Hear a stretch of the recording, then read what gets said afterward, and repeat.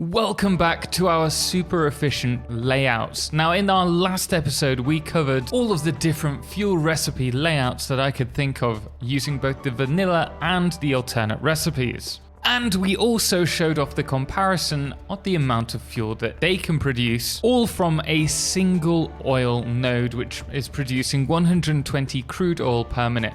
I did mention in that video it was a pure node, I was mistaken, it's actually a normal node, because pure nodes can produce 240. And you can find all of these layouts both on satisfactorytips.com or on the save itself if you're a member of our Patreons. And as I produce more of these video guides and website guides, I will be updating the save as we go as well. So don't worry, you won't miss out. But in today's guide, we're going to be covering turbo fuel, which can be used to add a lot more power to your overall factory, as well as for turbo ammunition, as well as fuel for your vehicles and your jetpack, I believe, as of update 6. As a heads up, if you do want to unlock these, you are going to have to go over to experimental power generation, if this is after update 6, and research this. And this will unlock compacted coal. New research available in the MAM. Thank you, Ada. And turbo fuel. Now, before we get started on these recipes, there is one thing that I should mention, which is it does use up a lot of sulfur, which is one of the rarer materials in the game. So if you're min-maxing, these probably aren't going to be for you. You'll want to use the nuclear fuel instead, which we'll talk about at a later date as there are changes coming for update 7. Again, we are going to be using 120 crude oil per minute, which means all of this can be done from a single normal crude oil node. Let's get started. The first recipe that we're going to cover is just the turbo fuel basic one.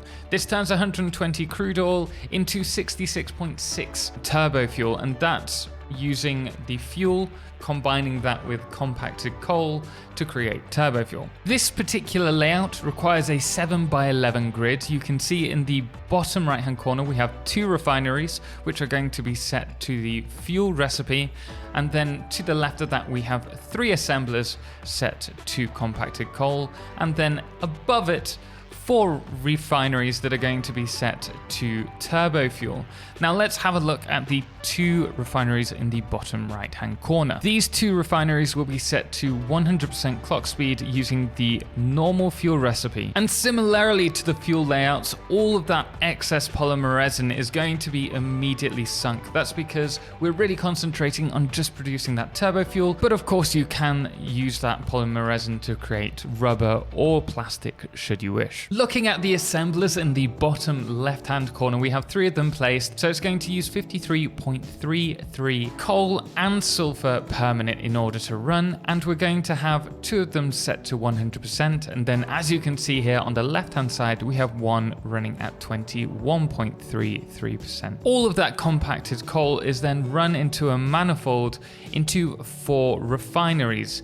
These 4 refineries are taking on all of the fuel from the 2 that we placed previously, and they're going to be producing turbo fuel with all of them running at 100%, except for the one on the left, which we've done here, which is running at 55.6% clock speed. As you can see here, we have the normal turbo fuel recipe. You can see this one is running at 55.6% clock speed, which means along with the 3 that are running 100%, we're using a total of 80 fuel per minute. All of this produces 66.67 turbo fuel per minute, which equates to 14.81 generators or 2,221 megawatts. That's because turbo fuel runs at 4.5 per minute versus the fuel, which I think is 14 per minute, although I might be mistaken off the top of my head. You can probably tell that it is just a carbon copy of this fuel layout here, except we are adding the compacted coal to it and then changing that into turbo fuel.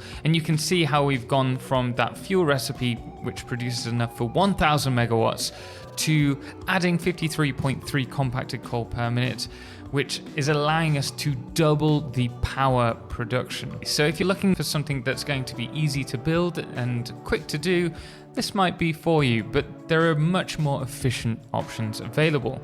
Speaking of which, the second recipe that we're going to be talking about is the heavy turbo fuel with the heavy oil residue alternate recipe. This is going to turn that 120 crude oil into 128 turbo fuel, which equates to 4,266 megawatts of power.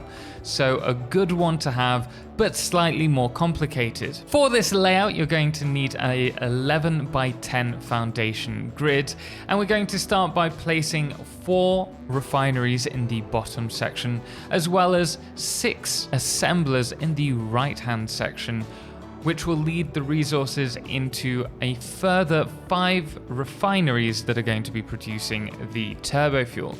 Let's have a look at the recipes. The first 4 refineries are going to be set to heavy oil residue, and we're going to sink the polymer resin straight away and send the extra heavy oil residue straight up and along to the heavy turbo fuel refineries. This heavy oil residue does need to be combined with compacted coal in order to turn to the turbo fuel, with 5 of them running at 100% and then a 6th one running at 12% clock speed. The assemblers are going to need to be fed by a total of 128 coal and 128 sulfur, which means you're going to have to be using Mark III belts. All of this compacted coal will then be brought along a manifold and split into the 5 refineries at the top of the grid. These 5 refineries are going to have to be set to heavy turbo fuel. This is an alternate recipe for turbo fuel, with all of them running at 100% clock speed, except for one that is running at 26.7%. You can see here that we have the refinery that is underclocked, and you can also see the turbo heavy fuel alternate recipe to turbo fuel. And as you can see, this recipe produces 128 turbo fuel per minute, which equates to 28.44 generators, or 4,266 megawatts of power, but it doesn't stop there. Once again, you can get a lot more bang for your buck with these builds, but before we talk about that, let's have a look at the turbo fuel that is specifically made in the blenders. Of course, you are going to need blenders unlocked for this, and we are going to use the heavy oil residue alternate recipe. The great thing about this recipe is that it only uses 60 sulfur per minute, which is much less compared to the previous one, and produces almost the same amount of turbo fuel per minute. For this particular recipe, we're going to be using a 9 by 12 grid, and we're going to start off by placing 4 refineries in the bottom right hand corner. These are going to be set once again to the heavy oil alternate residue recipe. I have tried to color coordinate this particular build to make it easier for you to see, but you can see specifically for the 4 refineries, we've got 2 producing heavy oil residue heading towards the blenders, and we have 2 heading towards 2 more refineries, which we'll talk about shortly. But note, they are not connected. You need to have these 2 both separated. I'm also very much aware that this one looks a lot more complicated, so we'll try to break this up on the website, but I assure you it is not that bad. So the next thing to look at is on the right hand side, we have 2 more refineries. The first one is going to be set to the fuel recipe that uses the heavy oil, and then in front of that, or above it I should say, we have a refinery that's set to petroleum coke and running at 50% clock speed. Here you can see we're using the residual fuel recipe from that heavy oil residue, and here we have the petroleum coke refinery that's set to 50% clock speed, so that we're only using 20 heavy oil residue to produce 60 petroleum coke, which now leaves us with the 3 blenders. Now, first off, let's talk about the solid resources going in. We need 2 manifolds. We have the sulfur, which is coming in from the very bottom. I'm not actually showing it on screen at the moment, but it's running up the elevator and then running into a manifold. You may be able to see that the splitters are colored yellow.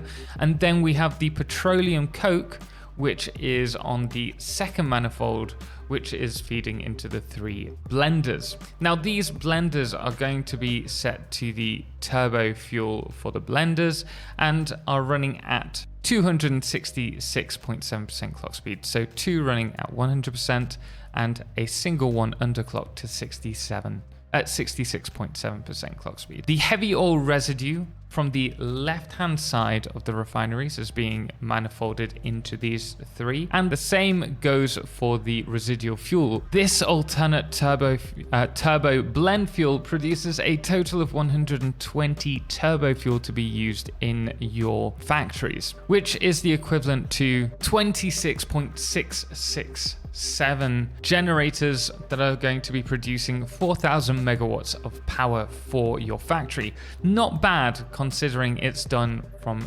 60 sulfur and 120 crude oil. But by far the best in terms of bang for your buck for energy is the turbo fuel recipe combined by the diluted fuel alternate recipes. This produces a total of 266.7 turbo fuel, which is the equivalent to 59.26 generators, or just under 9,000 megawatts of power. Now I should mention, for this build you will either need to use the diluted packaged fuel setup that we covered in the last video, or the blender diluted fuel recipe that we covered in the last video. This in itself is a much larger build, so it's going to be on a 23 by 13 grid, and for this we are using just the blender fuel recipe for the fuel rather than the diluted packaged fuel with the refineries. Obviously you'll need a bigger layout for that one. We have the 4 refineries that are producing the heavy oil residue in the bottom right hand corner, and then we have the 4 blenders in front, which are being fed by 3 water extractors set to 266.67% clock speed, and they are turning the heavy oil residue into the fuel in the blenders. One thing to point out is that the blenders will be set to 320% clock speed, so one of them will have to be clocked down to 20%. In the bottom section of the grid, we do have 9 assemblers. Those are going to be clocked to 853.4% clock speed, producing compacted coal. But for this, you are going to have to make sure that you're using at least a level 3, Mark 3 conveyor belt to run all of the resources, as we'll be handling over 214 compacted coal per minute. All of this compacted coal will then be fed up along a manifold, which will be feeding a total of 15 refineries set to turbo fuel. And these will obviously be fed with the 320 fuel that is being produced by those blenders. These 15 refineries are going to be running 14 at 100% clock speed, and then a single one will be underclocked to 22.5% clock speed. This will turn the normal fuel and compacted coal into turbo fuel and produce a total of 266.7 turbo fuel per minute, which should be enough to fill any industrial fluid buffer, or for that matter, 59.2, let's say 7 generators of fuel per minute. That's not bad. That is a total of just under 9,000 watts. Now I know the information in this video is pretty heavy and pretty dense, so I will make sure that the guides are up on satisfactorytips.com, and of course if you do actually want to check out this save yourself so that you can run around and have a look at all of the mapping, then do make sure to join the Patrons. I'll be uploading this save as soon as this video goes live. But guys, we are going to leave it there. Let me know which recipe you would like me to cover in the next super efficient build guide. I was thinking of going down the route of plastic or rubber, so do give me a shout in the comments what you'd like to see. Special thanks does go to all of our amazing supporters, most notably our Solar Eclipse patrons, James Owen and Firefless, as well as our Lunas, the Calamity, Ben and Star, and our Blood Moon of the day, which today is the City Rat. Until next time, as always, ciao for now.